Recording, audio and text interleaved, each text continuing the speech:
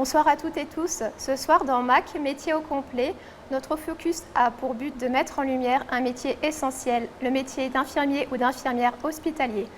Nos équipes se sont rendues au centre hospitalier de la Basse-Terre et ont rencontré du personnel investi dans son travail. Nous découvrirons le métier, les évolutions de carrière, la planification, mais aussi les chiffres du CHBT qui a accueilli notre équipe.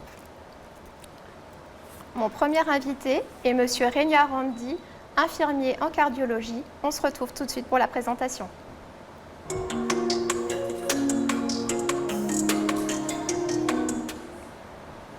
Monsieur Renia, bonsoir. Bonsoir. Merci d'être venu. Merci à vous. Donc, je le disais, vous êtes infirmier au service de cardiologie du CHBT. Je voulais savoir, est-ce que vous avez fait vos études au centre à l'IFSI de Guadeloupe? À l'IFSI.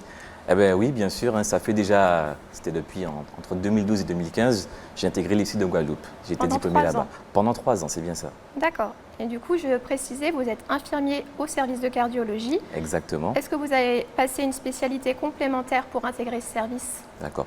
Non, pas du tout. Alors, il faut savoir que comme nous sommes diplômés infirmiers, nous sommes infirmiers en soins généraux. Donc, nous pouvons aller dans n'importe quel service, d'accord? Par contre, il y a effectivement des spécialités. Mais être en cardiologie, c'est quand même une spécialité en soi qui demande une certaine formation, une certaine habitude de travail. Donc, il faut savoir qu'on commence par des secteurs un peu plus légers. Nous sommes accompagnés tout le long de nos années et au final, on finit par aller en soins intensifs où il y a des soins beaucoup plus pointus. D'accord, donc en fait, vous êtes presque sous tutorat au sein du CHBT et vous formez au fur et à mesure pendant votre parcours professionnel jusqu'à choisir une spécialité. On ne choisit pas spécialement une spécialité. On peut intégrer n'importe quelle spécialité, mais en tout cas, on se développe dans la spécialité dans laquelle nous sommes. D'accord. Et je voulais savoir, au niveau de l'organisation de votre temps de travail, vous travaillez en 3-8, en horaire fixe, comment ça fonctionne? Alors, certains travaillent en horaire fixe. En tout cas, pour ma part, je fais les 3-8. Donc, matin, je travaille soit le matin, soit l'après-midi ou bien soit la nuit. Voilà. Très bien. Et après, vous avez le planning qui tombe en fonction s'il y a des absences, il peut y avoir des modifications. Voilà, c'est ça. Généralement, le 15 du mois, d'accord, nous avons le planning du mois suivant. Donc, ce qui nous laisse le temps de nous organiser en quelque sorte, quoi. Effectivement, il y a souvent des changements à effectuer, des personnes qui ne peuvent pas venir. On peut être amené à les remplacer à n'importe quel moment.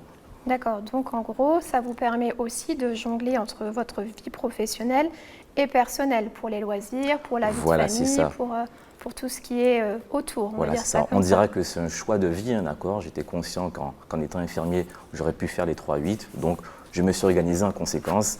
Et donc, au final, j'arrive quand même à très bien m'en sortir. Très bien. Et du coup, vous nous avez précisé, ça fait déjà quelques années que vous travaillez au centre hospitalier de la Basse-Terre. Voilà. Est-ce qu'il y a une anecdote de votre métier qui vous a particulièrement marqué? Oui, effectivement. Donc, un jour, je prenais à charge une patiente de plus de 90 ans qui était vraiment très instable. Elle était tellement instable en fait qu'il a fallu la réanimer, lui faire un massage cardiaque. À plusieurs reprises, elle revenait à elle et repartait encore, il fallait la masser à nouveau. Sauf que la seule solution, c'était de lui poser un pacemaker. Un pacemaker, on appelle ça, c'est une pile, c'est un appareil qui permet de réguler le rythme cardiaque. Sauf qu'on était en week-end et impossible, le cardiologue qui était de garde ne posait pas de pacemaker. Donc, entre-temps, il a dû appeler son confrère qui est venu peut-être 1h30 après et qui, lui, a pu poser le pacemaker pendant un jour où, logiquement, le bloc opératoire est fermé.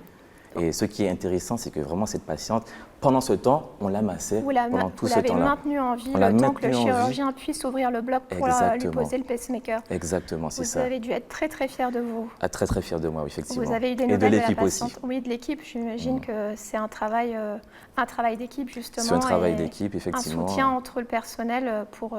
Voilà, c'est ça. Effectivement, cette patiente, elle a pu rentrer chez elle le lendemain. Donc, on passe d'une personne qui est entre la vie et la mort.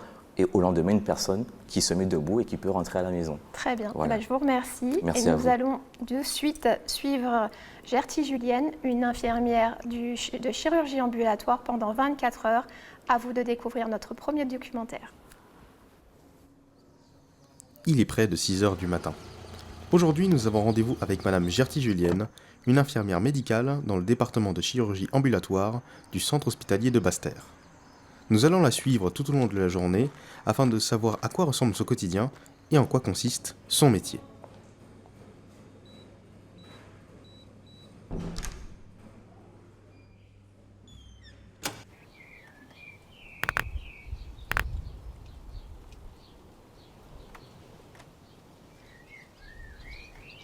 Bonjour, je suis Gertie, bienvenue en chirurgie ambulatoire. Aujourd'hui, nous allons accueillir des patients qui passent au bloc opératoire. Je vous invite à venir avec moi découvrir la journée d'une infirmière en ambulatoire. Suivez-moi, je vais en service prendre les transfusions. Alors, la chirurgie ambulatoire est un mode d'hospitalisation de jour. Les patients rentrent à l'hôpital le jour même pour en ressortir le jour même aussi, après avoir bénéficié d'une intervention chirurgicale avec un mode d'anesthésie variable. D'accord. Et que faites-vous pour l'instant? Vous vérifiez un site, un horaire? Je suis en train de préparer le tableau pour voir tous les patients qui sont attendus, vérifier si je n'ai pas eu des patients à rajouter. Normalement, les patients programmés sont sur l'ordi. Donc là, je prépare les patients et je vois la concordance avec mon tableau et les patients attendus. Et s'il n'y a pas eu de rajout pendant la nuit ou la soirée d'hier. Vous êtes donc dans l'équipe du jour. Qui d'autre en fait partie? Nous sommes 2 infirmières, une élève infirmière, une aide-soignante.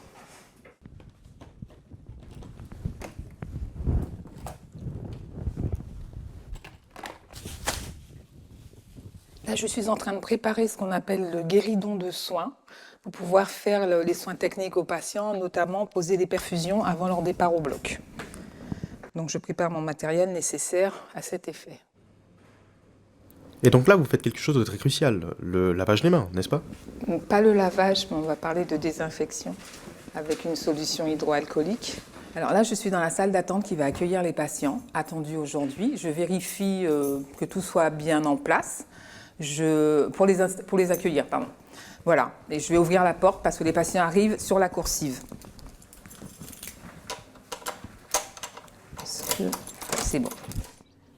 Il est maintenant 6h45 et les premiers patients font leur arrivée. Gertie part les prendre en charge pour la première étape du processus. Cette première étape consistera à les installer dans une chambre qui leur est assignée et leur donner des instructions nécessaires à la préparation de l'intervention. Voilà. Règle générale, ça s'attache dans le dos, d'accord? Tu as la charlotte pour en mettre sur la tête. Alors si tu as des épingles à cheveux, il faut les enlever, chouchou, élastique, d'accord? Et ça, c'est pour les pieds. On évite de marcher au sol avec. C'est-à-dire que quand on s'en va, tu te déshabilles, tu mets ta casaque et tu t'installes. J'aimerais que tu sois bien allongé sur le lit. Voilà, madame. Le grillou, je vous explique succinctement. Alors, vous allez vous préparer, je vais vous donner ce qu'il faut. Je vois qu'on n'a pas mis ce qu'il fallait. Là, vous avez pas mal ce matin. Donc, je vais vous mettre un pyjama. Parce que si vous partez en fauteuil roulant, il vaut mieux mettre un pyjama qu'une casaque. Ça, c'est une astuce. Quand tu rentres dans la chambre, tu sais que tu vas perfuser. Installe le patient comme ça avant de préparer. Comme ça, au moins, il n'y a plus de retour. Donc, forcément, ça va gonfler. D'accord ? Dambrine Agathe, l'étudiante infirmière citée plus tôt, s'occupe de la perfusion du patient. Tandis qu'elle s'occupe de cette opération, Gertie, sa supérieure, la supervise dans la procédure. Juste après la perfusion, il faut encore prendre les constantes des patients avant de les emmener au bloc opératoire.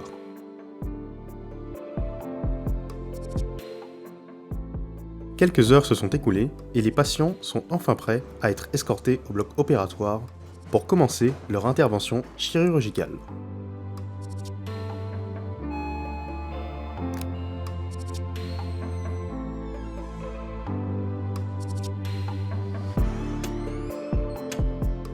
Pendant que les patients sont opérés, les infirmières s'occupent de réarranger les chambres pour recevoir les patients, possiblement encore sous les effets de l'anesthésie.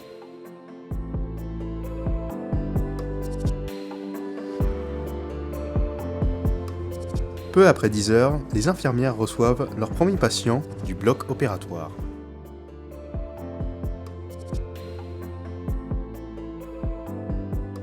Mais l'anesthésie, ça part très vite. Oui, en effet. Et je le sens là. D'accord. Bon, on va vous donner de quoi soulager. Je vais regarder le pansement tout à l'heure. D'accord. Là, je prends la tension et on continue de parler ensuite. Ok. C'est parti.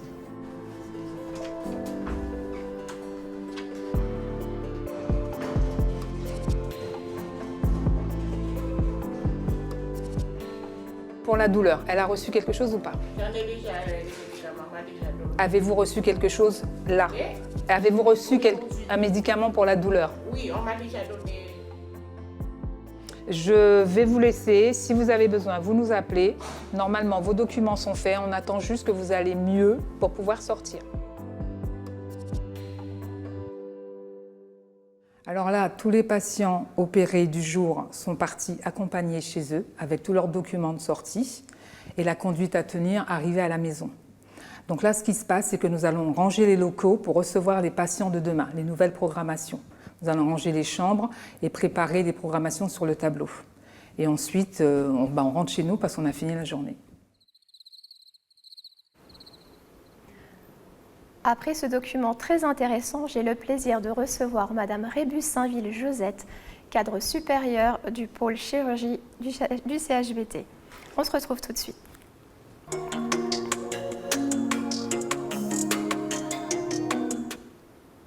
Bonsoir Madame.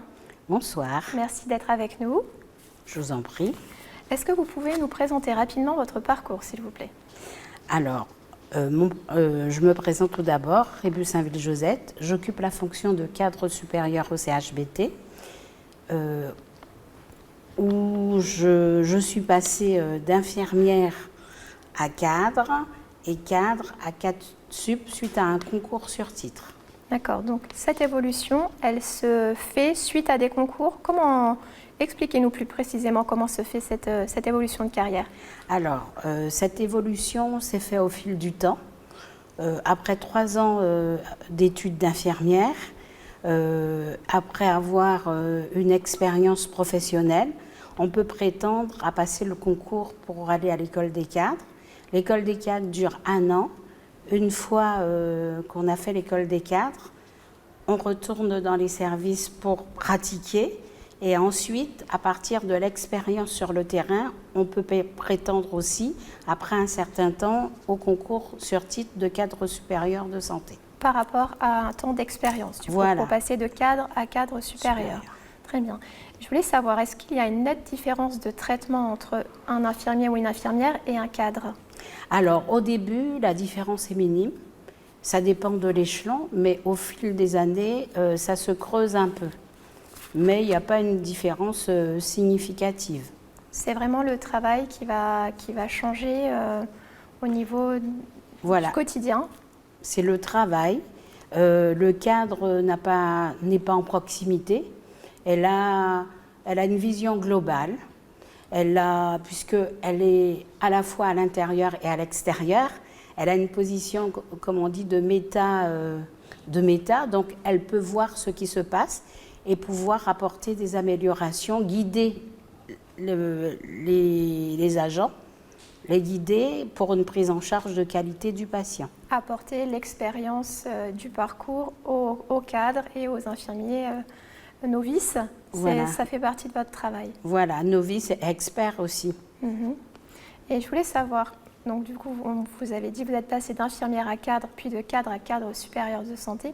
Est-ce qu'il y a des moments où vous avez regretté de quitter la partie soins? Le cadre, que ce soit cadre de proximité ou cadre sup, nous n'avons jamais quitté la partie soins. On est toujours dans les soins, mais à un autre niveau. On s'occupe à apporter les ressources nécessaires, justement pour une prise en charge de qualité du patient. Que ce soit au niveau des ressources humaines, des ressources matérielles, mais aussi on est responsable de la qualité et de la sécurité des soins. Très bien. Et du coup, vous n'allez plus forcément vers les patients dans les chambres comme une infirmière ou une infirmière. Vous êtes plus avec les équipes. Avec les équipes, mais ça arrive de temps en temps qu'on passe voir les patients, surtout quand il y a une réclamation, quand on veut comprendre un peu ce qui se passe. Ça nous arrive des fois d'aller au chevet du patient. Et puis j'imagine quand on a commencé en tant qu'infirmière, ça reste, on a toujours cette envie d'aider l'autre, cette philosophie de vie et de prendre soin de l'autre. Tout à fait.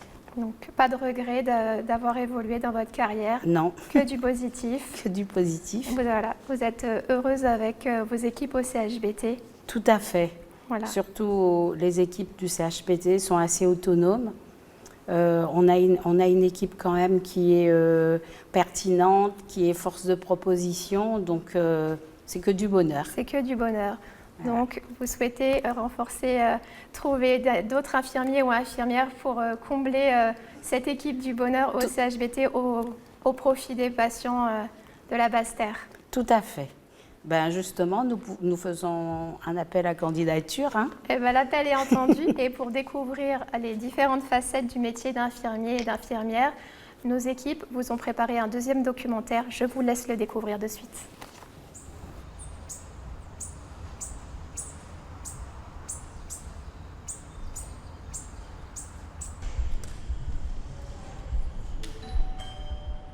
Je suis Agathe Dambrine, j'ai 21 ans et je suis étudiante en deuxième année de soins infirmiers. Pour entrer à l'école d'infirmière, vous avez deux possibilités. Soit vous passez par Parcoursup, ou alors vous avez la possibilité de passer le concours d'entrée à l'IFSI, l'Institut de formation en soins infirmiers. Et pour cela, il vous faut justifier de 3 ans dans un emploi à temps plein, peu importe le domaine d'activité, et être titulaire du bac. Pour être infirmière, ça demande des qualités d'adaptation, de réflexivité et d'analyse surtout. C'est pas donné à tout le monde. Il faut avoir le sens du relationnel car le métier d'infirmière, c'est de la technicité, mais aussi et surtout du relationnel. Il faut aimer les gens.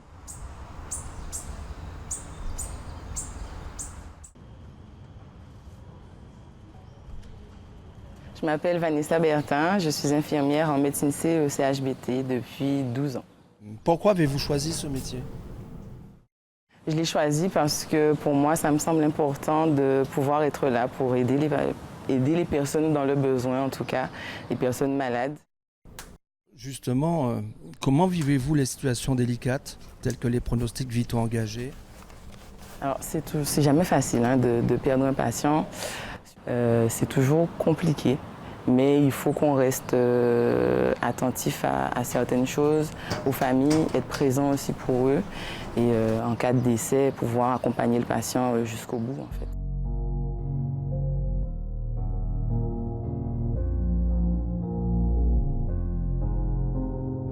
Je m'appelle Can Xavier, je suis infirmier depuis 2009. Qu'est-ce qui vous plaît en exerçant en bloc opératoire? Ce qui me plaît, c'est la diversité au niveau des spécialités, la technicité, parce que c'est quand même une spécialité qui est très pointue. Quel est le revenu médian en début et en fin de carrière? Si on se cale sur la grille indiciaire de la fonction publique, quand on démarre, on est à 2100 € brut, donc sans les primes et sans les 40% de vie chère, vu qu'on est aux Antilles. Et en fin de carrière, on peut atteindre 3700 € brut, toujours sans prime et sans 40% de vie chère.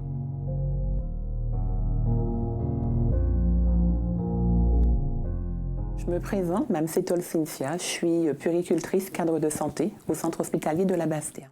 Donc avant de devenir cadre de santé, j'ai exercé 2 ans en tant qu'infirmière en soins généraux et l'appel de la spécialité est venu à moi puisque je travaillais beaucoup avec les enfants. Et je me suis spécialisée et j'ai travaillé pendant 15 ans en qualité de puéricultrice en réanimation néonatale. Alors, ma nouvelle fonction de cadre, c'est un autre métier qui consiste à être en dehors des soins, puisque quand j'étais infirmière puéricultrice, j'étais dans les soins. Maintenant, je suis vraiment en dehors des soins et à chapeauter un petit peu les soins. Donc, je manage l'équipe. C'est mon rôle aussi que de faire ce lien entre les équipes et la direction et inversement. Une grande part aussi au niveau de l'organisation des soins, tant au niveau des plannings, bien sûr, de la gestion de l'absentéisme, mais aussi tout ce qui est animation d'équipe, animation de projet, voilà.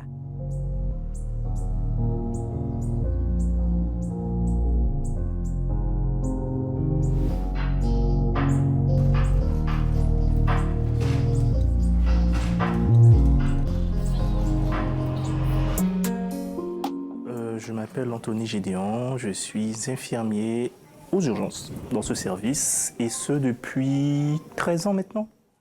Quelle est la différence entre un infirmier en service de médecine et un infirmier en service d'urgence?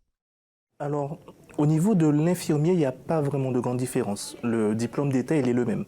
C'est-à-dire pour venir travailler aux urgences, le diplôme d'État d'infirmier classique suffit. La différence se trouve à d'autres niveaux. La première différence, c'est la spécificité du service. Les urgences, contrairement au service de médecine, ce service d'accueil. Quand un infirmier ou une infirmière prend en charge le patient en médecine, le patient est déjà hospitalisé, il est déjà dans un lit. Aux urgences, le patient vient de chez lui ou de la voie publique. Une autre différence, et c'est spécifique au CHBT, l'hôpital où on se trouve, c'est par rapport à la population qu'on accueille. Les services de médecine, en général, bon, à part le service de pédiatrie, ce service, on accueille des adultes qui présentent une pathologie d'ordre médical. Aux urgences, nous avons donc les urgences médicales, urgences chirurgicales, urgences gynéco-obstétriques, urgences pédiatriques, puisqu'on n'a que de la pédiatrie ici, et urgences psychiatriques. Donc du coup, ouais, ça fait, c'est vraiment différent. Troisième différence, c'est qu'aux urgences, il y a énormément de soins techniques.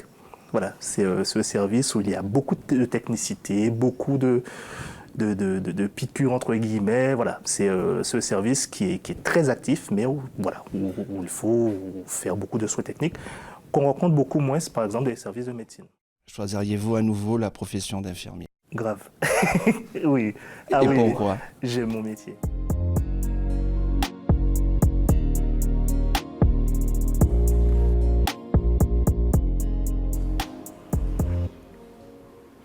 Nous continuons notre émission avec notre troisième invitée, Madame Sanders Sophie, coordinatrice générale des soins infirmiers du CHBT. A tout de suite.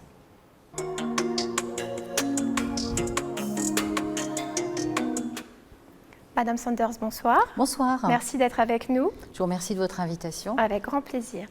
Est-ce que vous pouvez nous dire le nombre d'infirmiers et d'infirmières qui travaillent au centre hospitalier de la Basse-Terre, s'il vous plaît? Alors au centre hospitalier de la Basse-Terre, nous avons 850 salariés, employés.